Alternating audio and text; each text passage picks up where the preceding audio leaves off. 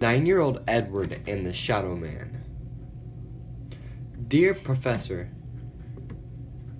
my trusted friend and mentor, I would write to you in the hope that you would advise me on a matter of urgency concerning a patient of mine.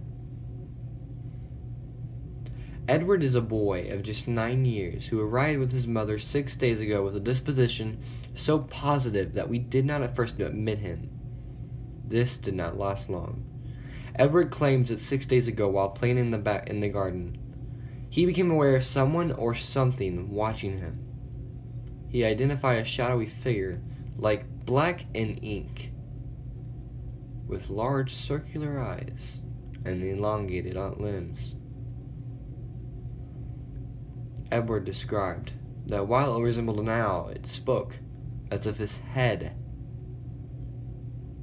and his voice of his recently deceased father. The voice apparently told Edward that it would come for him in 7 days to take him to the Desolate Plain, a place name that I am unfamiliar with. Its mere mention brought Edward into a fit of hysteria. His condition has deteriorated quickly in the last few days. The boy has become convinced that the shadowy figure has returned and is moving closer each time towards him. The delusion appears to have some connection to mirrors and glass, both of which Edward has banished from his room. I write to you, Professor, because on the final night of Edward's imaginary deadline, I went to check upon the boy and found that he was not alone in his bedroom. I could discern only 2 things in the moonlight, each of them a sight I shall take to the grave. First, a figure whose retracting limbs cracked like broken wood as it moved into the shadows. The second, a look of such tragic countenance etched upon that child's face that none could suffer it and be unmoved. I heard your voice from the shadows emanating from 2 round eyes that glinted and lost themselves like waves upon a black sea. But it was not your voice, Professor, and I write to you now because Edward passed away this morning, and I am no longer alone, even when I believe myself to be. Faithfully, Dr. George Booth. A mask. Will I ever be free? Will I ever be free of this tormenting life after death, to exist as a ghost wandering around in my own despair, just longing to be put back to rest? I remember how peaceful the long rest was.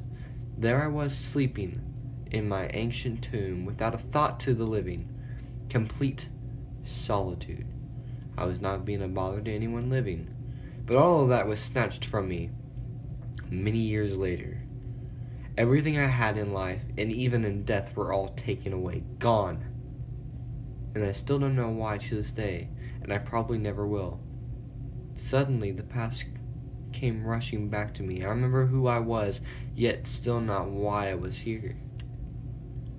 I never did any ill deed in my life. I was born a human, for Christ's sakes. Not this fiend, this creature looking through the night and mad with anguish as I glossed over everything I have lost. This legend of campfire tales and nightmare fuel, the scary stories that small boys tell in the dark. But all I have is this damned mask that taunts me so. I can't be separated from it. Everywhere I go, it trails me behind. Everywhere I turned, it would follow me like a long-lost puppy. I passed by a graveyard. Lavender Town was its name, to be exact, or at least the town name.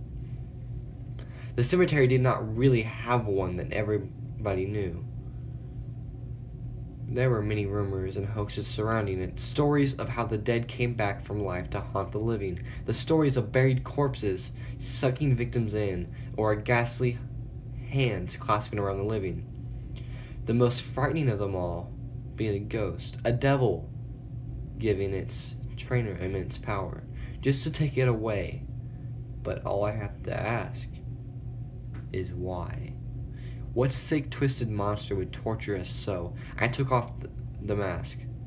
My mask. Except it was not always a mask. It was once my face.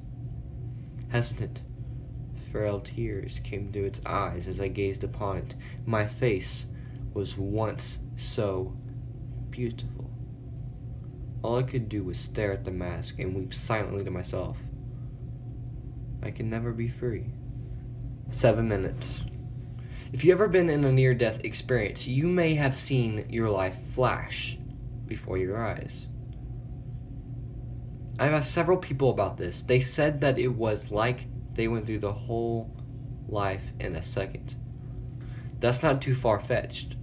Your brain likes to avoid stress so that it does not have to deal with facing death. So if your brain was to think you were going to die, it would go to the easiest way to escape: memory. So when it comes close to the end, your brain turns on every memory you ever had. The brain will also stay alive for about 7 minutes after you die, provided your brain is intact. So if you have 7 minutes and you can experience your whole life in 1 second, that's 60 lives per minute. 420 lives in 7 minutes. That's a lot of time and a lot of experience. A mother's love. One afternoon, a couple was traveling on by car when at a far distance they saw a woman in the middle of the road waving frantically.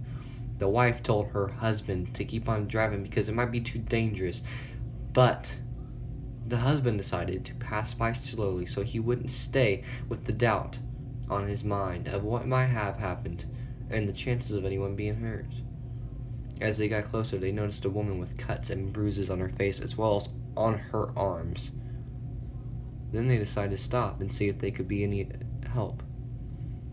The cut and bruised woman was beginning to beg for help, telling them that she had been in a car accident and that her husband and son, a newborn baby, were still inside the car, which was deep in a ditch.